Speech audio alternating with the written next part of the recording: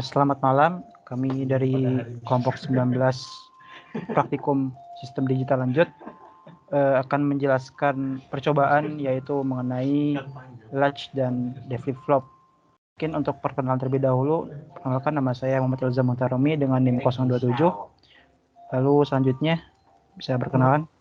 Nama saya Adli, NIM 103. Nama saya Muhammad Anandito Raffiansyah dengan NIM 082. Nama saya Hairul Latif Aziza Dewa dengan NIM 015. Nama saya Erlin Sofia dengan NIM 014. Oke, pada percobaan kali ini akan ada dua percobaan yaitu flip-flop dan latch ya. Mungkin bisa dimulai dulu dari percobaan pertama ya, dimulai dari flip-flop dulu. Oke, izin masuk sebelumnya. Sebelum memulai percobaan untuk flip-flop dan latch, kita masuk ke langkah yang pertama, yaitu kita membuat project baru terlebih dahulu. Yang pertama, kita klik new project. Kemudian untuk namanya, kita beri nama LFF dengan huruf besar, LFF _ kelompok 19. Kemudian kita bisa milih lokasi di mana kita menyimpan, kemudian setelah itu kita klik next. Kita klik next. Nah, untuk halaman project setting ini kita pastikan bahwa untuk evaluation development board-nya kita biarkan non-specified. Untuk produk kategori all. Untuk family kita pilih Spartan 3E. Dan untuk device kita pilih XC3S500E. Untuk package kita pilih FG320. Dan untuk speed kita pilih -4. Untuk synthesis tool kita pilih XST PHDL Verilog ya. Kemudian untuk simulator kita pilih iSim. Untuk language-nya kita pilih Verilog. Nah, setelah itu, setelah sama dengan pengaturan tersebut, kita klik next. Nah, dalam project summary, kita pastikan yang ada di dalam project summary tersebut sesuai dengan apa yang kita masukkan sebelumnya. Nah, setelah itu klik finish. Dan project sudah terbuat. Nah, selanjutnya adalah langkah percobaan untuk flip-flop dan latch. Bisa dilanjutkan oleh teman saya. Baik, langkah selanjutnya ini kita akan membuat flip-flop. Sebelumnya tadi kita sudah buat project. Sekarang kita buat flip-flopnya. Pertama kita klik tombol new search pada tab project. Lalu kita pilih opsi Verilog module. Kemudian kasih nama file DFF huruf kecil semua. Lalu kita next kan. Muncul define module, kita next kan. Setelah itu kita ketik shortcode pada file. Sebelum masuk shortcode itu akan muncul summary dari project yang kita buat. Setelah itu klik finish. Nah, baru di sini kita akan memasukkan shortcode pada file dff.v. Shortcode-nya kita lihat di modul. Nah, yang ini shortcode-nya kita copy. Lalu kita pastekan ke project-nya.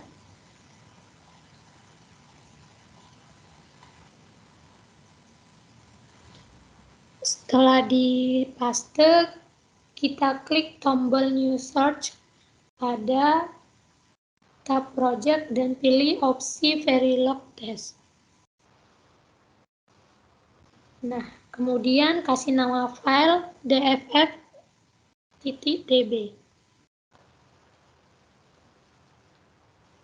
Titik.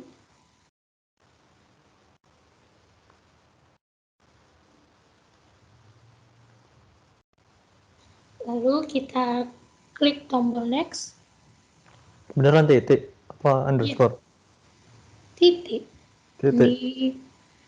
Di laporannya titik. Lalu kita yes.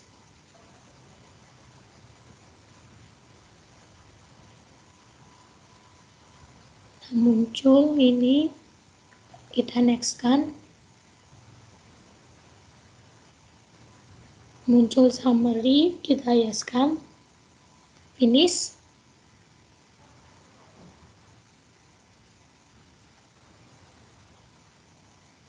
Setelah itu kita kembali mengetikkan atau copy shortcut pada file dff-nya.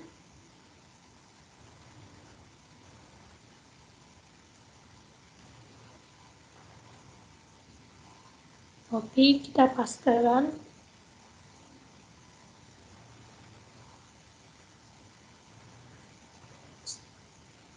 Nah, setelah dipaste, kita ubah Bentar, view dulu. modenya.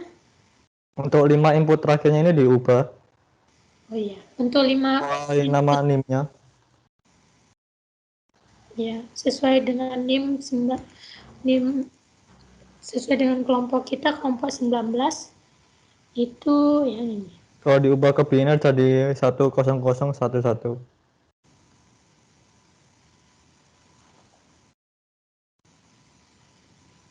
Setelah udah kita ubah, lalu kita ke view mode, di mana view modenya pilih simulation dan klik tombol behavioral,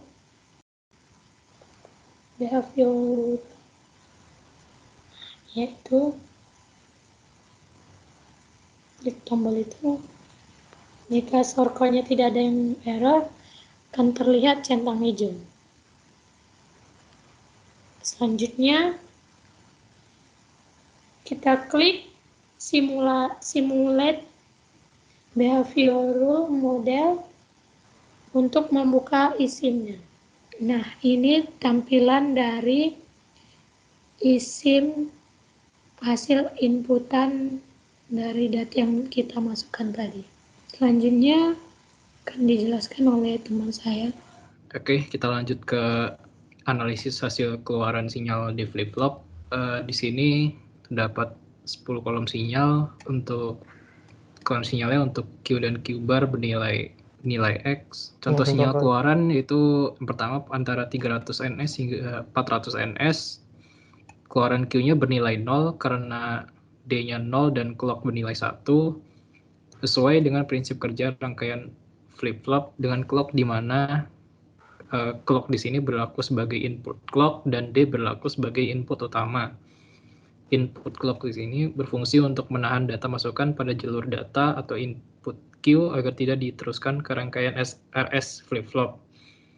Karena nilai dari masing-masing clock dan D itu 1 dan 0, maka kondisinya terjadi adalah reset nilai Q menjadi 0.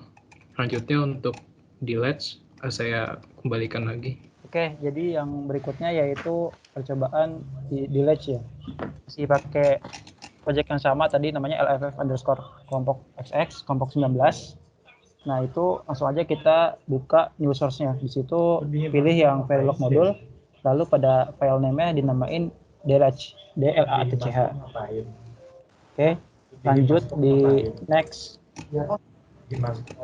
Nah, itu di next lagi ya. Lalu sampai finish aja. Oke, selanjutnya ini ada source code yang harus disimpan di ini di latch ya, ada di modul, mungkin bisa langsung di copy paste saja.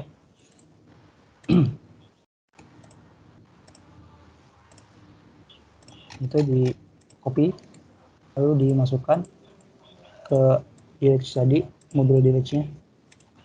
Nah, itu lalu membuat berikutnya kita membuat source baru ya. Nah, new source lagi. Itu pilih yang Verilog text fixture namanya delete_tb. Lalu di next saja. Pilih yang delete itu. Nah, di next. Lalu di finish ya. Sudah sesuai. Finish.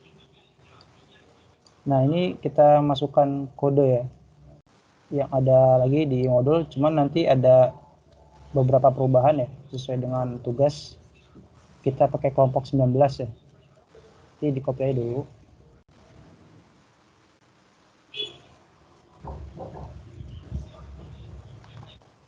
Plus tekan. Nah, itu yang angka itu ya diganti 19 itu bentuk benernya ya 1001.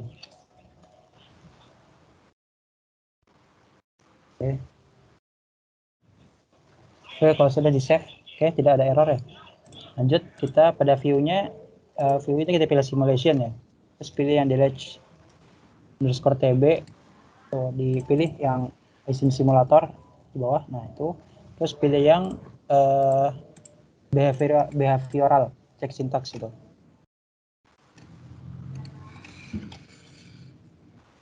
Oke, itu kalau centang hijau sudah berhasil ya. Nah, untuk simulasikan behavioral modelnya itu di simulate aja tadi, benar.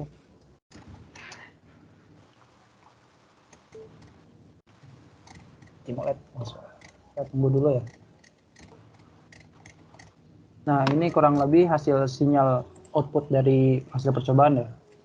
Mungkin untuk lebih jelasnya lagi akan dijelaskan secara detail oleh teman saya, Adli.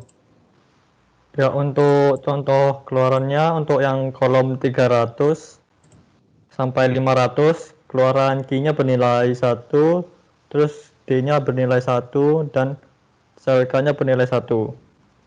Sesuai prinsip kerja rangkaian delete-nya, CLK ini berlaku sebagai input clock dan D berlaku sebagai input utama juga.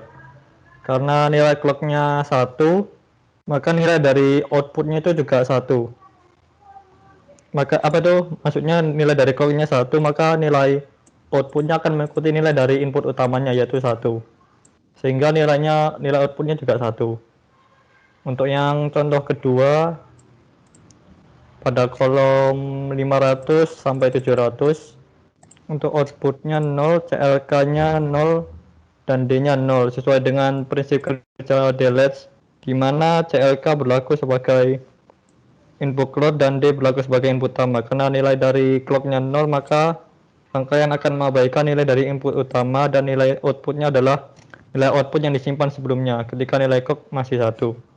Pada contoh ini, nilai output-nya yang tersimpan adalah nilai output 1 pada kolom 300 dan 500. Sehingga nilai output key pada kolom 500 sampai 700 adalah 1. Sekian dari kelompok kami. Mohon maaf kalau ada kesalahan. Sampai jumpa.